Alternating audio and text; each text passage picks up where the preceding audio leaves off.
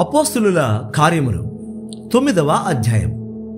సౌలు ఇంకను ప్రభు యొక్క శిష్యులను బెదిరించుటయును హత్య చేయుటయును తనకు ప్రాణాధారమైనట్టు ప్రధాన యాజకుని యొద్దకు వెళ్ళి, ఈ మార్గమందున్న పురుషులనైనను స్త్రీలనైనను కనుగొనిన ఎడల వారిని బంధించి యెరూషలేమునకు తీసుకొని వచ్చుటకు దమస్కులోని సమాజముల వారికి పత్రిక లిమ్మని అడిగారు.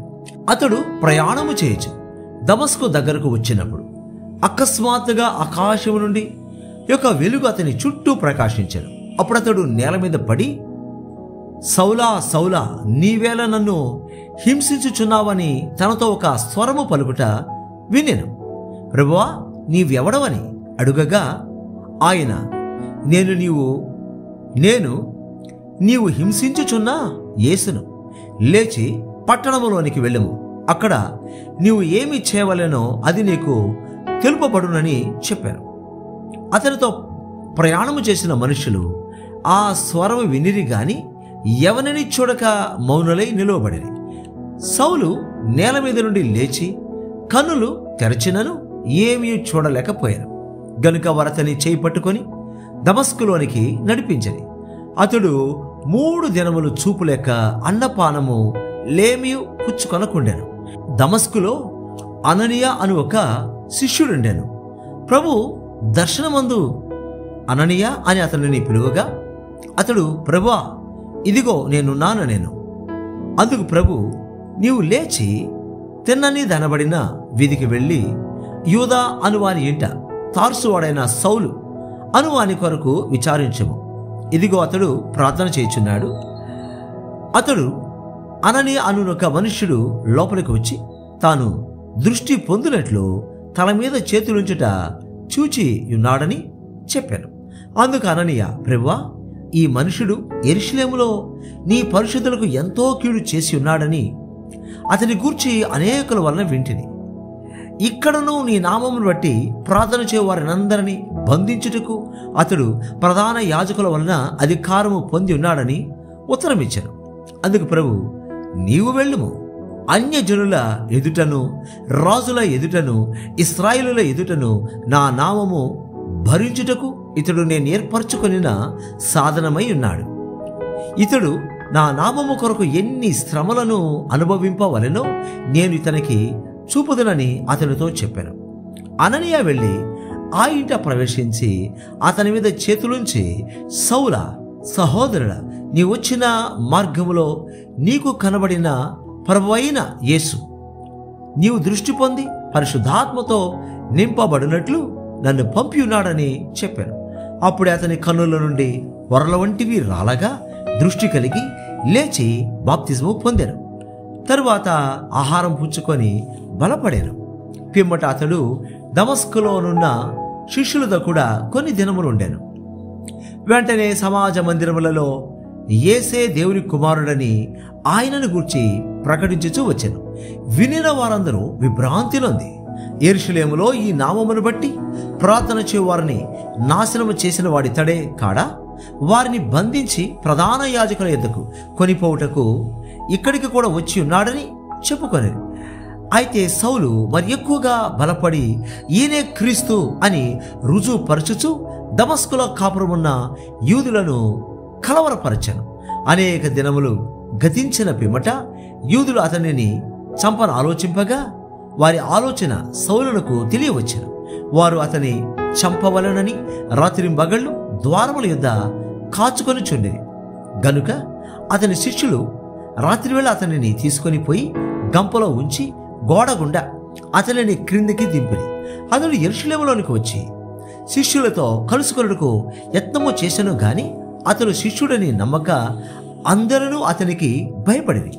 అయితే బర్నబా అతనిని దగ్గర తీసి అపోస్తలుల యొద్దకు తోడుకొని వచ్చి అతడు త్రోవలో ప్రభువును చూచిననియు ప్రభు అతనితో మాట్లాడేననియు అతడు దమస్కులో యేసు నామమును బట్టి ధైర్యముగా బోధించేననియు వారికి వివరముగా తెలియపరచను.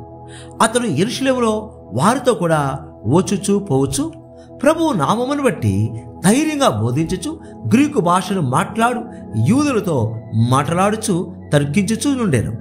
వారు అతనిని చంప ప్రయత్నము చేసేది గాని సహోదరులు దీనిని తెలుసుకొని అతనిని కైసరయకు తోడుకొని వచ్చి తార్సునకు పంపిరి. కావున యూదయ, గలిలయ, సమరయ దేశములనంతటా సంఘము క్షేమాభివృద్ధి నొందుచు సమాధానము కలిగి ఉండెను. మరియు ప్రభువునందు భయమును పరిశుద్ధాత్మ ఆదరణయు కలిగి నడుచుకొనుచు విస్తరించుచుండెను. ఆ తరువాత పేతురు సకల ప్రదేశములలో సంచారము చేయుచు లుద్దలో కాపురమున్న పరిశుద్ధుల యొద్దకు వచ్చెను. అక్కడ పక్షవాయువు కలిగి 8 ఏండ్ల నుండి మంచము పట్టి ఉండిన ఐనయ అను ఒక మనుషుని చూచి, పేతురు, ఐనయ, యేసుక్రీస్తు నిన్ను స్వస్థపరచుచున్నాడు, నీవు లేచి నీ పరుపు నీవే పరుచుకునుమని అతనితో చెప్పగా, వెంటనే అతడు లేచెను. లుద్దలోను షారోనులోను కాపురమున్న వారందరూ అతని చూచి ప్రభు తట్టు తిరిగిరి. మరియు యొప్పేలో తబితాను ఒక శిష్యురాలుండెను. ఆమెకు భాషాంతరమున దొర్క అని పేరు. ఆమె సత్క్రియలను ధర్మకార్యములను బహుగా చేసి ఉండెను. ఆ దినములందు ఆమె కాయిలా పడి చనిపోగా వారు శవమును కడిగి మేడగదిలో పరుండబెట్టిరి. లుద్ద యొప్పేకు దగ్గరగా ఉండుట చేత పేతురు అక్కడ ఉన్నాడని శిష్యులు విని అతడు తడవు చేయక తమ యొద్దకు రావాలనని వేడుకొనుటకు 2 మనుష్యులను అతని యొద్దకు పంపిరి. పేతురు లేచి వారితో కూడా వెళ్ళి అక్కడ చేరినప్పుడు వారు మేడగదిలోనికి అతనిని తీసుకుని వచ్చిరి. విధవరాండ్రందరూ వచ్చి ఏడ్చుచు దొర్క తమతో కూడా ఉన్నప్పుడు కుట్టిన అంగీలను వస్త్రములను చూపుచు అతని ఎదుట నిలిచిరి. పేతురు అందరిని వెలుపలికి పంపి మోకాళ్ళుని ప్రార్థన చేసి శవం వైపు తిరిగి, తబితా లేవనగా ఆమె కన్నులు తెరచి పేతురును చూచి లేచి కూర్చుండెను. అతడు ఆమెకు చెయ్యి ఇచ్చి లేవనెత్తి పరిశుద్ధులను విధవరాండ్రను పిలిచి ఆమెను సజీవురాలనుగా వారికి అప్పగించెను. ఇది యొప్పేనంతటా తెలిసినప్పుడు అనేకులు ప్రభునందు విశ్వాసం వచ్చింది.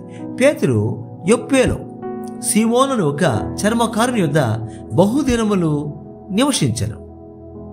అపోస్తలుల కార్యములు 10వ అధ్యాయము. ఇటలీ పటాల మనబడిన పటాలములో శతాధిపతి అయిన కొర్నేలి అను భక్తిపరుడొకడు కైసరయలో ఉండెను. అతడు తన ఇంటి వారందరితో కూడా దేవుని యందు భయభక్తులు గలవాడై ఉండి ప్రజలకు బహు ధర్మము చేయుచు ఎల్లప్పుడూ దేవునికి ప్రార్థన చేయవాడు. పగలు ఇంచుమించు 3 గంటల వేళ దేవుని దూత అతని యొద్దకు వచ్చి కొర్నేలి అని పిలుచుట దర్శనమందు తేటగా అతనికి కనబడెను. అతడు దూత వైపు తేరిచూచి భయపడి, ప్రభువా ఏమని అడిగాను.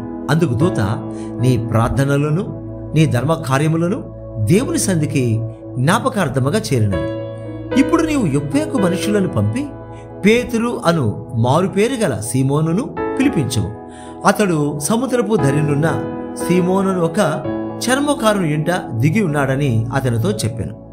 అతనితో మాట్లాడిన దూత వెళ్ళిన పిమ్మట అతడు తన ఇంటి పనివారిలో 2 తన యొద్ద ఎల్లప్పుడూ కనిపెట్టుకొని ఉండువారిలో భక్తిపరుడగు ఒక సైనికుని పిలిచి వారికి ఈ సంగతులన్నీ వివరించి వారిని యొప్పేకు పంపెను.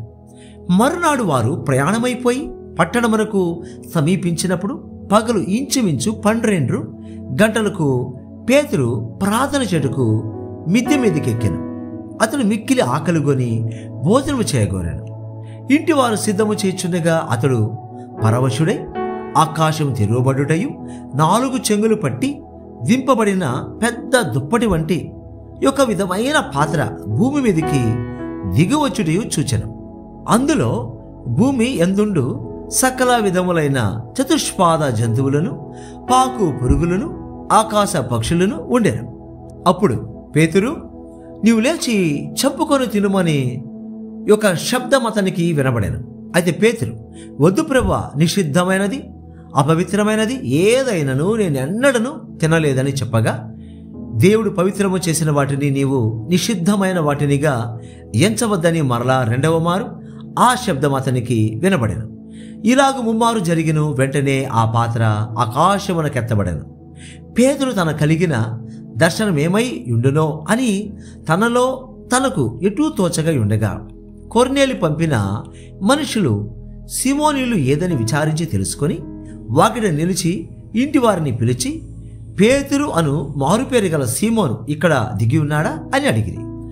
పేతురు ఆ దర్శనమును గూర్చి యోచించుచుండగా ఆత్మ, ఇదిగో 3 మనుషులు నిన్ను వెతకుచున్నారు. నీవు లేచి క్రిందికి దిగి సందేహింపక వారితో కూడా వెళ్ళుము. నేను వారిని పంపి ఉన్నానని అతనితో చెప్పాను. పేతురు ఆ మనుషుల ఎదుకు దిగి వచ్చి, ఇదిగో మీరు వెతకువాడను నేనే, మీరు వచ్చిన కారణమేమని అడిగాను. అందుకు వారు, నీతిమంతుడును దేవునికి భయపడువాడును యూదాజనులందరి వలన మంచి పేరు పొందిన వాడునైనా శతాధిపతియగు కొర్నేలియను ఒక మనుషుడున్నాడు. అతడు నిన్ను తన ఇంటికి పిలువనంపించి నీవు చెప్పు మాటలు వినవలెనని పరిశుద్ధ దూత వలన బోధింపబడినని చెప్పారు. అప్పుడు అతడు వారిని లోపలికి పిలిచి ఆతిథ్యం ఇచ్చాను. మరునాడు అతడు లేచి వారితో కూడా బయలుదేరాను. యొప్పే వారైన కొందరు సహోదరులను వారితో కూడా వెళ్ళిరి. మరునాడు వారు కైసరలో ప్రవేశించరి. అప్పుడు కొర్నేలి తన బంధువులను ముఖ్య స్నేహితులను పిలిపించి వారి కొరకు కనిపెట్టుకొని ఉండెను. పేతురు లోపలికి రాగా కొర్నేలి అతనిని ఎదుర్కొని అతని పాదముల మీద పడి నమస్కారము చేసెను. అందుకు పేతురు, నీవు లేచి నిలువు, నేను కూడా నరుడనే అని చెప్పి అతని లేవనెత్తి అతనితో మాట్లాడుచు లోపలికి వచ్చి అనేకులు కూడి ఉండుట చూచెను. అప్పుడతడు అన్యజాతి వానితో సహవాసము చేయుట అయినను అట్టివానిని ముట్టుకొనుట అయినను యూదునికి ధర్మము కాదని మీకు తెలియను. అయితే ఏ మనుషుడును నిషేధింపదగిన వాడని అయినను అపవిత్రుడని అయినను చెప్పకూడదని దేవుడు నాకు చూపించి ఉన్నాడు. కాబట్టి నన్ను పిలిచినప్పుడు అడ్డమేమీ చెప్పక వచ్చి తిని గనుక ఎందు నిమిత్తము నన్ను పిలువనంపితిరో దానిని గురించి అడుగుచున్నానని వారితో చెప్పాను. అందుకు కొర్నేలి 4 దినముల క్రిందట పగలు 3 గంటలు మొదలుకొని ఈ వేళ వరకు నేను ఇంట ప్రార్థన చేయుచుండగా ప్రకాశమానమైన వస్త్రములు ధరించిన వాడొకడు ఎదుట నిలిచి, కొర్నేలి, నీ ప్రార్థన వినబడెను, నీ ధర్మకార్యములు దేవుని సముఖమందు జ్ఞాపకముంచబడి ఉన్నవి గనుక నీవు యొప్పేకు వర్తమానము పంపి పేతురు అను మారుపేరు గల సీమోనును పిలిపించుము. అతడు సముద్రపు ధరినున్న చర్మకారుడైన సీమోనింట దిగి ఉన్నాడని నాతో చెప్పాను. వెంటనే నిన్ను పిలిపించి తిని నీవు వచ్చినది మంచిది. ప్రభు నీకు ఆజ్ఞాపించినవన్నీ వినుటకై ఇప్పుడు మేమందరము దేవుని ఎదుట ఇక్కడ కూడి ఉన్నామని చెప్పాను.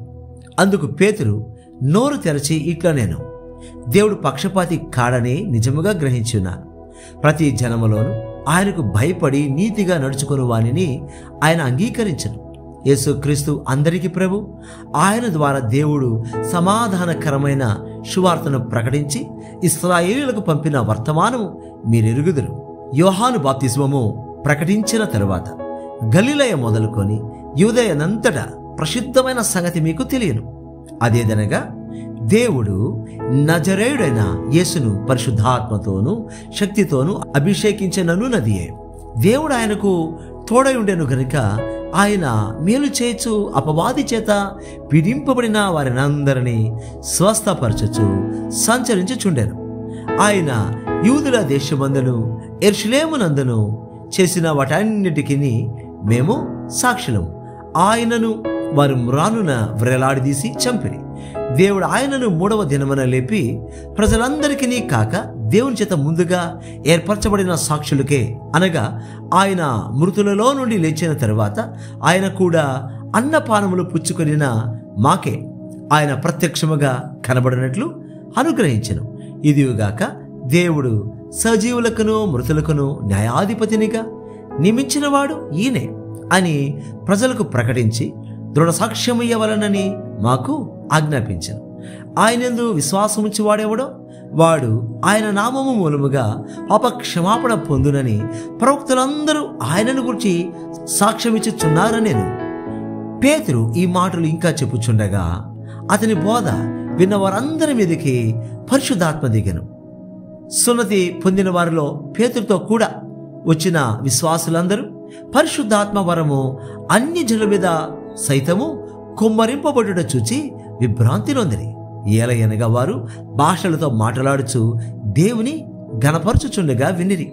అందుకు పేతురు, మనవలే పరిశుద్ధాత్మను పొందిన వీరు బాప్తీసు పొందకుండా ఎవడైనాను నీళ్లకు ఆటంకము చేయగలడా అని చెప్పి యేసుక్రీస్తు నామమందు వారు బాప్తీసము పొందవనని ఆజ్ఞాపించెను. తరువాత కొన్ని దినములు తమ యొద్ద ఉండమని వారతని వేడుకొన్నరి.